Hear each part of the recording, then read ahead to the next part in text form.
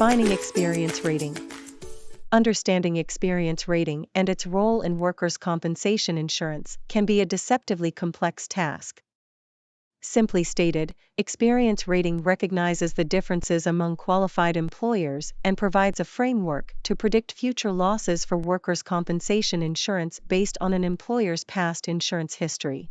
However, determining the actual dollars paid for workers' compensation insurance protection is like peeling an onion because the pricing programs go through a series of levels to determine the core, in this case, the final, or net, premium paid by the individual policyholder.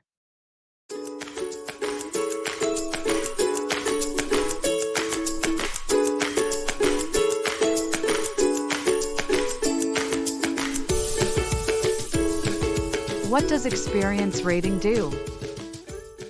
Above all, experience rating makes insurance predictions more accurate. Manual rating, the simplest rating method for insurance, groups insured employers by their business operation or classification and calculates an average cost for that group. Experience rating, on the other hand, looks at an employer's actual performance over a few years and compares it to the group's average. If an employer does better, they get a credit; if worse, they get a debit.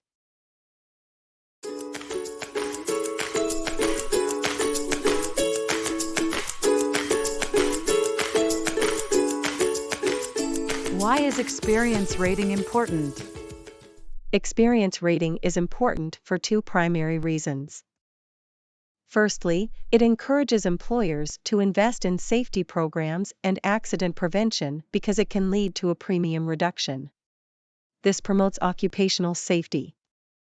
Secondly, it produces a premium cost that best indicates an employer's potential for incurring claims, ensuring fair and appropriate pricing based on sound insurance principles and data. Qualifying for experience rating.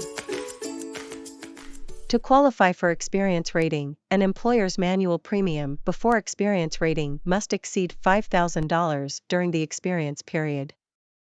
The experience period usually covers the 3 years ending 1 year before the modification effective date. This constant updating ensures an accurate reflection of an employer's operating characteristics. Once an employer qualifies, the PCRB calculates the experience rating, which applies for 1 year. A new modification is issued for the following year. Detailed information on the calculation can be found in the basic manual. If a risk doesn't qualify for the experience rating plan, ERP, it might be eligible for the merit rating plan. Understanding risk desirability and split rating. One of the significant features of experience rating is that the cost of a specific accident is often fortuitous and statistically less predictable than the fact that the accident occurred.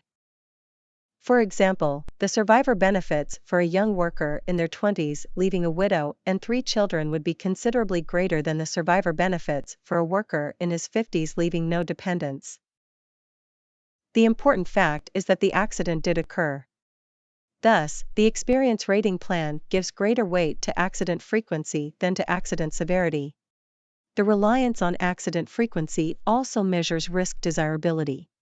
For example, compare the employer with one loss of $30,000 during the rating period with another employer with 15 accidents amounting to $2,000 per claim, also totaling $30,000. Obviously, the risk with the one large claim is relatively a more desirable insurance risk, particularly when you consider that any one of the 15 small accidents could readily have reached the $30,000 amount given the proper combination of circumstances. However, it's crucial to strike a balance between accident occurrence and their individual costs. The experience rating plan achieves this through a split rating, dividing each injury's cost into a primary value and an excess amount. The primary value emphasizes accident frequency, ensuring every injury impacts the assessment.